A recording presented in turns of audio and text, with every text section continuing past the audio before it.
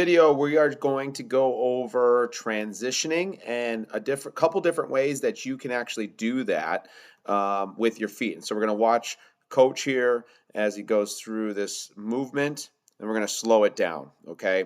And so traditionally, we've been taught in hockey to come straight forward and then throw our hip out and transition. But we are going to see that Coach Carter turns into this transition.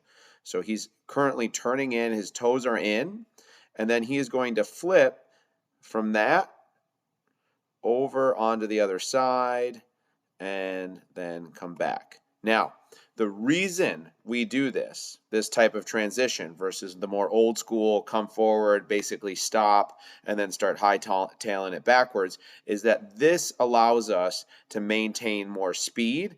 And for those defensemen that really have good edge work, they can come forward here. We're watching it in slow motion now. They can come forward and in a pretty tight turn radius, transition from those edges turning in, flip the edges, and then start skating backwards.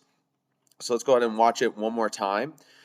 These types of transitions we want to work on. We want to get this tighter and tighter, the ability to come up, turn, and then flip the edges. And in fact, with some levels now, coaches are wanting their players to even do more of a turn. So they're turning all the way until they're basically skating forward and then flipping backwards. And if possible, actually angling the opponent just by staying forward. They don't actually want them to go backwards. They're asking them to angle them, if possible, skating forward the entire time. But if needed, they go forward and then flip backwards. But this type of transition is in a more advanced version, the one that we don't start athletes on right away. But it's a good one to understand and know about, which is that we want to come forward, turn into it, flip the edges, so it's a little bit of a hop, and then start skating backwards. So that's just a quick primer on what we're looking for when we're doing our transitions. Maintaining speed.